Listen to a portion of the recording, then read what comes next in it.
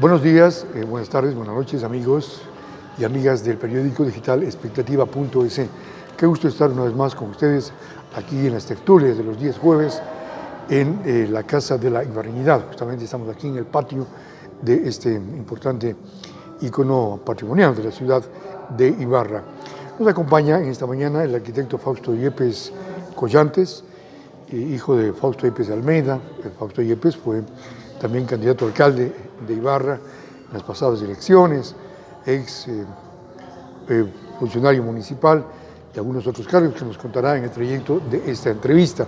Fausto, gracias por compartir este diálogo, esta tertulia, que más allá de una entrevista es una conversación entre amigos. Gracias. ¿Cómo te va? ¿Cómo estás, Fausto? Bueno, realmente ha sido estos meses un golpe duro con el fallecimiento de mi querido padre. Mes, ¿no, Fausto? 2 meses. Dos meses. Ha ya pasado volando el tiempo. del fallecimiento, y pues he tenido momentos muy conflictivos, de recuerdo, de llanto, de pensar en las cosas que pude haber hecho y no se lo hizo, o que cuando estuvo con vida mi padre no lo hice. Pero bueno, la satisfacción de haber estado los últimos años con él, de ser él y yo compañeros mutuos, de sobrellevarlo esta vida. Y pues el resto, la vida de jubilado, ya sabes, ¿no? Hay que hacerlo más bien una vida muy hogareña. Desestresada, tranquila, sí, ¿no? de hacer los mandados. Claro, y tenis, ¿no? Tienes que lavar, planchar. Claro, cocinar, en fin. Y bueno, he dedicado un poquito a mi profesión de arquitecto. Hemos presentado una propuesta para un concurso que la Mutualista Imbabura tuvo la gentileza de invitarme para que haga esta propuesta. No se ganó la propuesta, pero bueno, por lo menos queremos estar al día en esos temas. Cuéntame, Fausto, tu padre, qué cargos desempeñó, qué actividades cumplía. Lo conocimos como realmente, como dice esta publicación de Carlos Barahona Sandoval, el caballero de la Ibarreñidad. Bueno, mi padre realmente, cuando fue joven, fue un empleado de una botica, y a él siempre le gustó eso de servir a la ciudad. La farmacia, ¿no? Y le gustó esa rama y trabajaba como empleado. Luego, después ya tuvo oportunidad de comprar su propia farmacia, la farmacia Sucre en el Parque. Y desde ahí él ha tenido una fe en que debe ser la ciudad, y debe tener la ciudad un realce y verle a la ciudad bien grande. Y él pensaba solo en eso, hacer el bien a la ciudad, hacer el bien a la gente para que esta ciudad progrese. Fue concejal, ¿no? Con el tiempo de la alcaldía del mayor Galo Larrea Torres. Él pues prácticamente fue de los que promovieron en ese entonces, porque Ibarra no tenía agua, y promovieron el proyecto de Guaraxapas, claro. Y que se le traiga el agua hacia acá. Y realmente ese fue el primer gran proyecto que el mayor Galo Larrea Torres como alcalde lo hizo, y mi padre como concejal, en vista de que en ese entonces pues no se contaba con este líquido vital, y desde ahí en adelante no ha habido proyectos de magnitud grandes como los que se desarrolló en esa época. Luego después, en algunos periodos, especialmente en los periodos de dictaduras militares, pues fue jefe político con algunos gobernadores militares, y también en tiempos de los gobernadores civiles también fue jefe político, hasta cuando Marco Almeida, que fue gobernador, le pidió la renuncia. Claro, en esos tiempos se permitía que continúe en el cargo por su... no había mucho tema de interés político, énfasis en cambiar por afinidades políticas, sino más bien por el conocimiento, por la experiencia, por el trato con las personas. Se mantuvo como jefe político algunos años, ¿no? Algunos periodos, diría yo, de gobiernos, ¿no? Así es. Claro, no solamente a raíz de que se promueva una o que otra candidatura. Mi padre siempre le ha gustado estar atento a las cosas de la ciudad. No le ha interesado ser alcalde, ni candidato, nada para poder hacer el bien y con sus propios medios y sus propios recursos. Claro. Entonces, lógicamente, las personas a él le tenían por la honradez y por su don de gente, ¿no? Le tenían en los cargos y pues realmente era un puntal para los cambios que en ese entonces eran seguidos de los gobernadores, porque había transiciones de una que otra en la dictadura, ¿no? Civil y militar. Civil y ¿no? militar. Es decir, Y entonces, pues, gobiernos claro, dictatoriales. así es. Y entonces, pues, él se desempeñaba en ese entonces muy bien. Se quedó algunas veces encargado de la gobernación, inclusive en tiempo de la dictadura, como se cambiaban cada rato los coroneles, etcétera. Claro, Entonces, claro. él se quedaba encargado muchas veces. Ahora, recuerdo muy bien, y los hebreños recordamos, que la Botica Ibarra, ¿no? Era ubicada aquí en el Palacio Episcopal, ¿no? Claro. ¿Tú cuántos años tenías en ese tiempo? Cuéntanos esas historias, esas anécdotas, sus recuerdos. Yo estaba en la escuela, ¿Ya? cuando mi Los padre, en los hermanos cristianos, cuando mi padre ya tuvo la oportunidad de hacerse de la botica. Y pues era la única botica que existía en la ciudad. Y más que todo, a más del don de gentes, mi padre tenía unos descuentos muy especiales, y especialmente para la gente que no tenía cómo pagar. En los años 60, dices tú, ¿no? Sí, sí, más o menos, en los años 60. Más o menos yo he de haber tenido unos 7, 8 años, Sí. cuando mi padre ya incursionó en su propia farmacia. Luego nosotros vivíamos todavía con mis abuelitos allá en la Olmedo y Velasco, en la casa de ellos. Esa casa vendieron y hasta eso ya mi padre tuvo la oportunidad de hacerse la casa nueva, y qué bonito ir a la casa nueva, porque... ¿La nueva era dónde? Aquí en la Flores y Maldonado, desde donde murió. Ya. Y prácticamente era una ilusión bien grande, porque en la casa de mis abuelitos dormíamos en un solo dormitorio todos, mi papá, mi mamá y todos mis hermanos. Después ya tener cuarto propio ya era otra cosa, un ¿no? logro. Otro nivel. Otro nivel. Y desde ahí, pues mi padre, él lo único que tenía en mente es ser una persona que, para los que necesiten, darles oportunidad de que él poderles servir. Y así se hizo, así se hizo en la ciudad, conocer como una persona gentil, una persona que no le interesó nunca los cargos públicos ni el dinero, sino más bien el servicio a la comunidad. En la casa de la que tú mencionas, la Maldonado y Flores, allí grabaron el grupo Alma Ecuatoriana. Claro.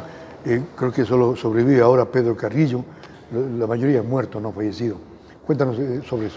Recién acaba de fallecer don Claudio Proaño. Baroja, ¿no? Baroja. Cotacachi. Anteriormente ya don Germán, también ya falleció, hermano de don Claudio. Germán Proaño. Y también otro Carlos hermano, Ponce, ¿no? Digamos, Jorge Ponce. Jorge Ponce, hermano de Carlitos. Jorge Ponce, hermano de Carlitos. Huberto Santa Cruz, también fallecido. Claro. Y Armando Hidrobo, pues que era el alma del alma ecuatoriana. Solo sobrevive Pedro Carrillo. Solo Pedrito Carrillo es de los que sobreviven, y un gran guitarrista. Del grupo Alma Ecuatoriana. Ahí se grabaron discos. Se grabaron discos, 3 discos, y se grabaron más de 100 cintas, que eso originó más de 200 CDs y más de 2000 música inédita, grabada en la casa y del mejor folclore de la provincia y de la ciudad.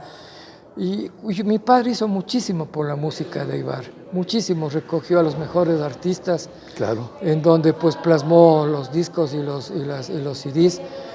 Y yo pensaba que cuando él fallezca, algún grupo musical le dé el último adiós a mi padre con la música que a él le gustaba, pero no pasó eso, no hubo.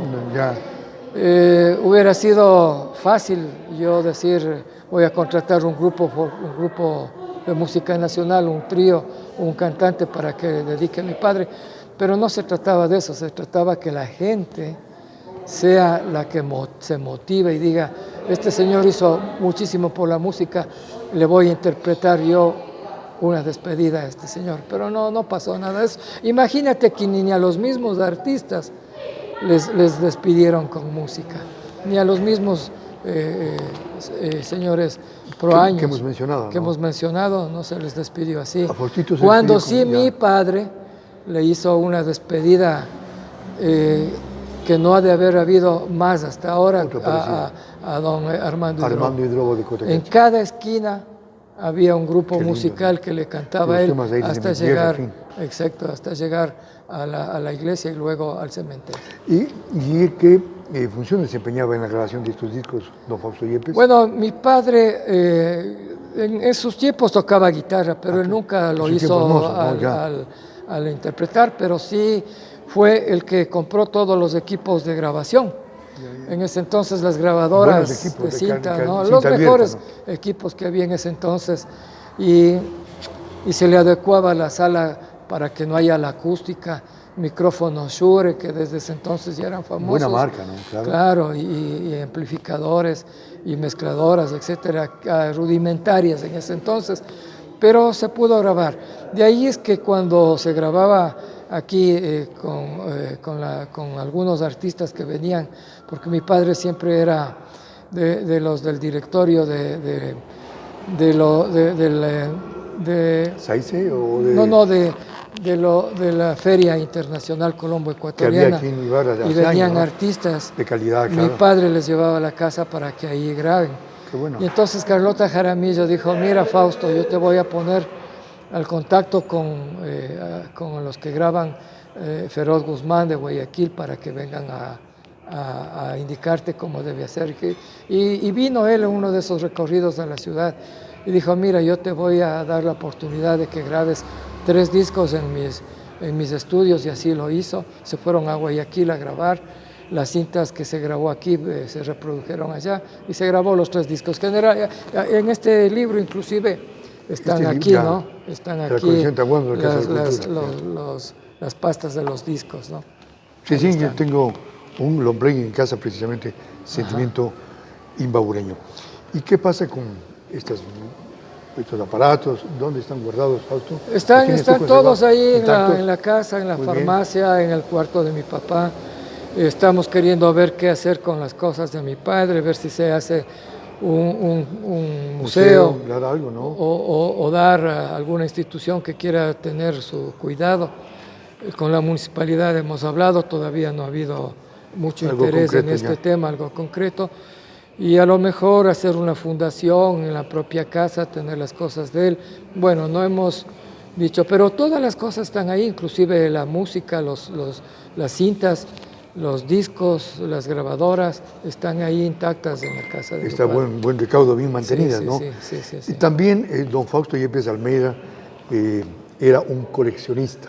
Cuéntame, ¿qué coleccionaba don Fausto? Bueno, de las grandes colecciones que él tiene y de las que más le apasionó fue la filatelia.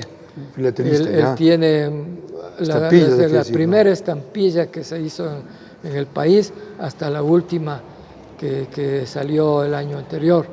Entonces él hacía sus álbumes de estampillas y filatelia y fue a nivel nacional miembro de filatelista nacional, vicepresidente del Club de Filatelia a nivel nacional. Y realmente a él le apasionaba esto, le apasionaba lo que es todo, lo que es llaveros, tiene un sinnúmero, y los llaveros también tienen su connotación porque cuando fue jefe político y los pasaportes se extendían en la gobernación, cada persona que le entregaba el pasaporte le venía trayendo un recuerdo de todos los países donde iban. Entonces él no compró llaveros, es fruto Obsequio. de que le venían y lo obsequiaban, y son miles. Miles de llaveros, miles ¿no? de llaveros. También coleccionaba fotos de reinas de Ibarra. Ah, sí, a él le gustaba tener eso de los obispos, de las reinas, de alcaldes. Y tiene pues todo un archivo histórico, porque realmente ahí es donde se ha ido a investigar, ¿no es cierto?, todo lo que es los reinados. Y mi padre es parte también del directorio de las reinas de la Fundación Reina de Ibarra. Ya. Y entonces, pues él siempre ha sido muy meticuloso en eso, ¿no? De tener a buen recaudo en orden, ¿no? y en orden y con fechas.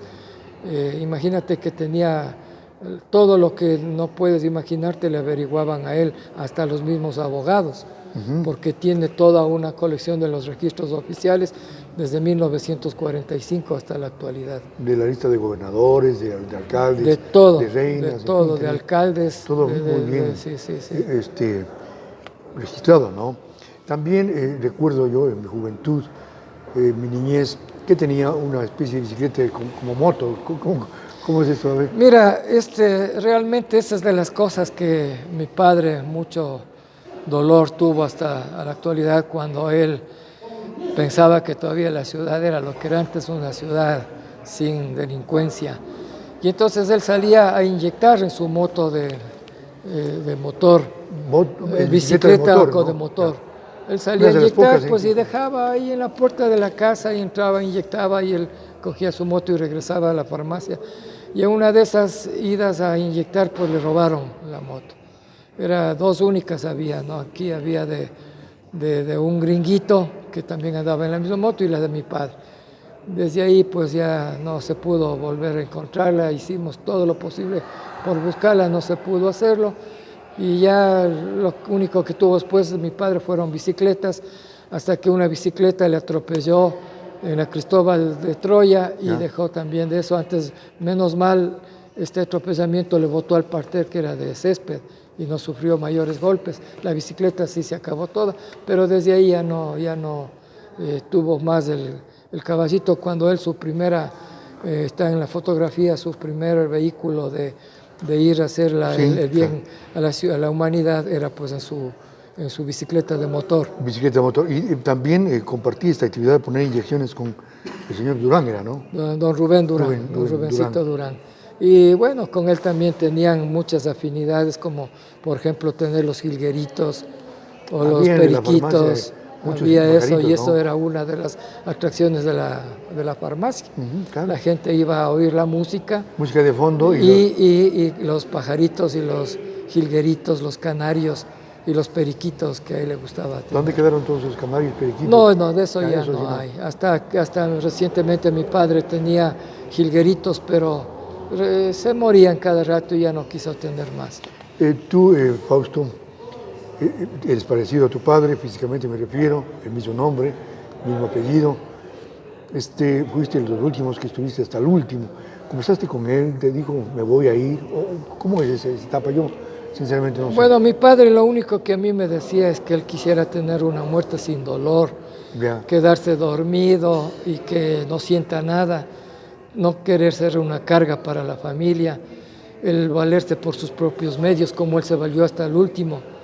Si bien en los últimos meses ya no podía caminar, yo no tenía ningún problema en atenderle, en vestirle, en cambiarle, en lavarle, en acostarle, en levantarle. Pero él siempre se desesperaba por eso, porque ya no podía salir. Él ya no podía valirse por sus propios medios. Porque hasta el último caminaba. Hasta el último. La noche anterior a su muerte, él hizo los ejercicios de rehabilitación de las piernas. Se acostó al día siguiente, me dijo, no me levante. Le dije, pero papá, usted necesita que le cambie, que ya les tenía con pañalito, y le cambié, y se volvió a acostar, y se acostó y se durmió. Cuando le vi ya un poco mal, llamamos a la ambulancia, y a mi padre estaba agonizando. O sea, no tuvo una muerte dolorosa, una muerte santa, como yo les sé decir. Y realmente, pues eso quiso él.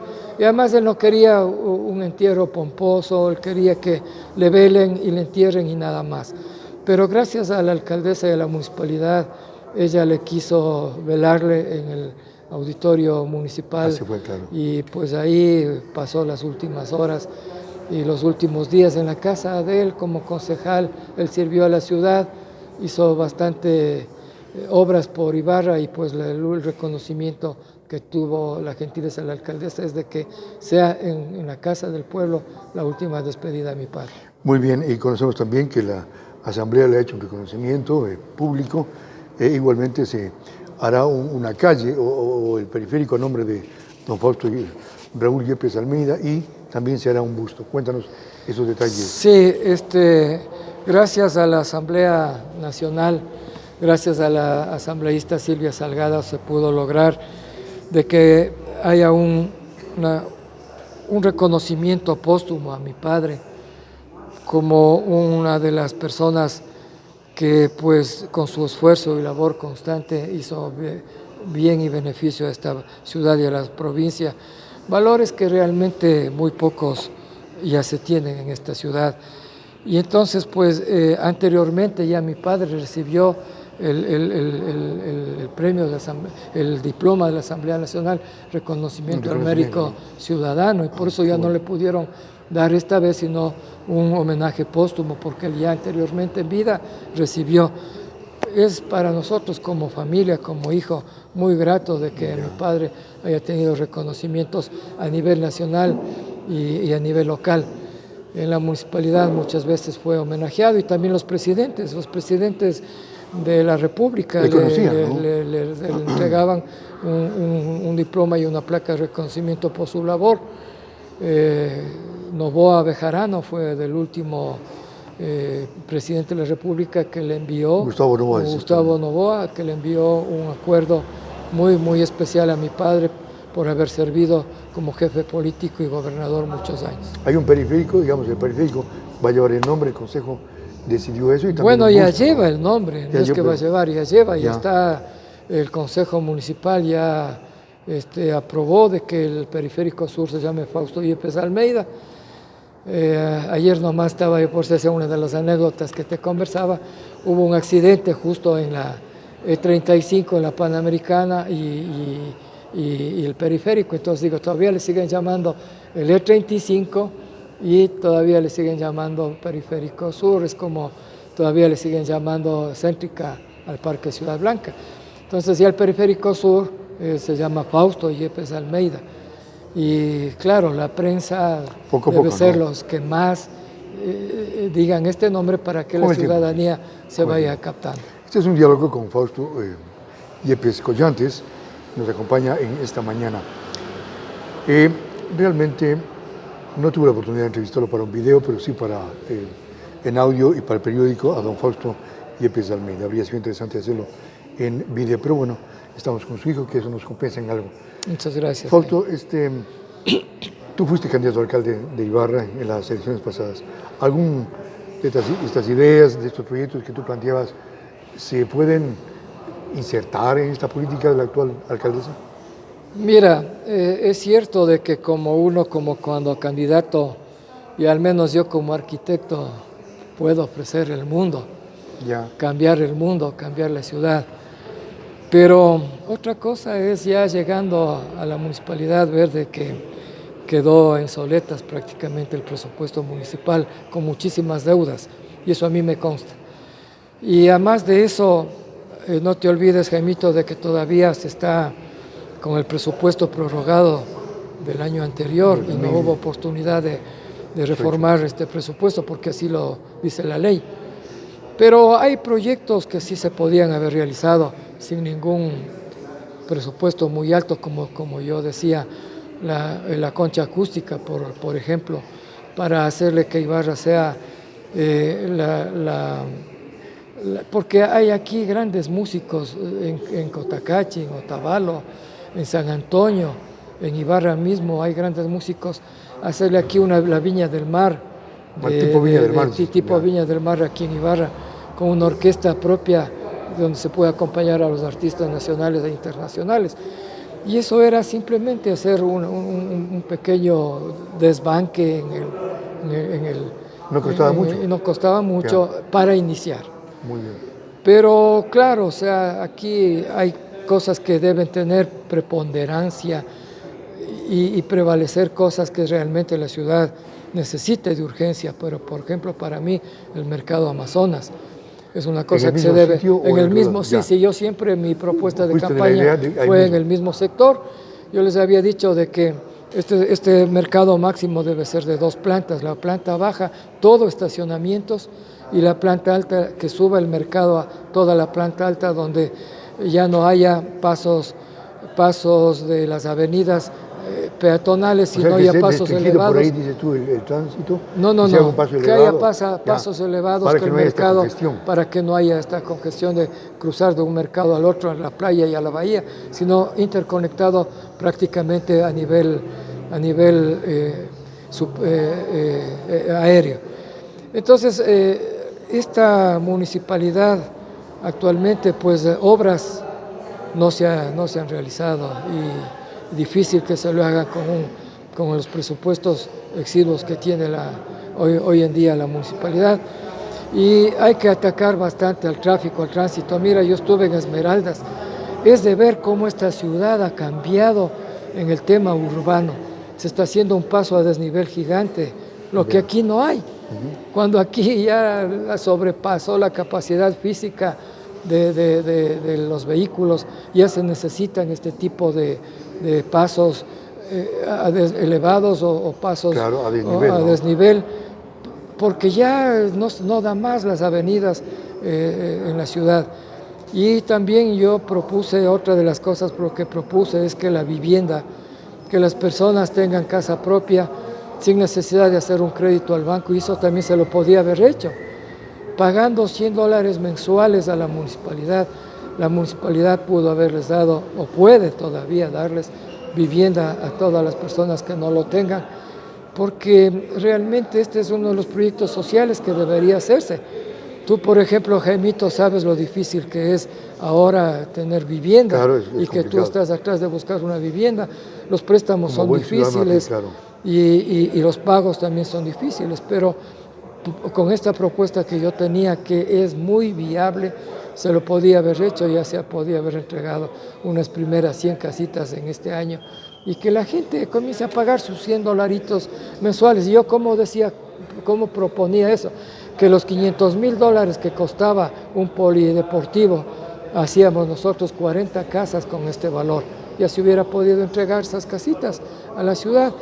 De todas maneras, pues la alcaldesa, para mí está haciendo todo lo posible, está buscando los recursos, inclusive extranjeros, para poder hacerlo, pero va a ser bien difícil, bien complicado, al menos el tema del mercado nuevo. Y eso es otra de las cosas que yo veo mal. No debe atacar dos proyectos de un solo plumazo, por ejemplo, el Mayorista y el Amazonas.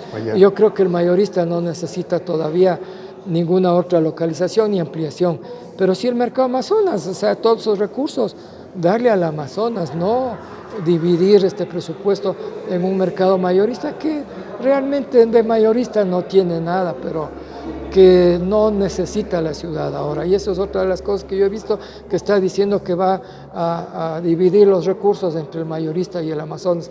Para mí no. Vamos atacando el problema puntual que tiene la ciudad, que es el mercado Amazonas. Y luego vendrán los proyectos del centro histórico, que no necesitas hacer muchas cosas para promover a la ciudad. Igual, la promoción que debe tener la ciudad, hay que hacerlo con la ayuda de la privado, como se hizo, por ejemplo, en la Cacería del Zorro.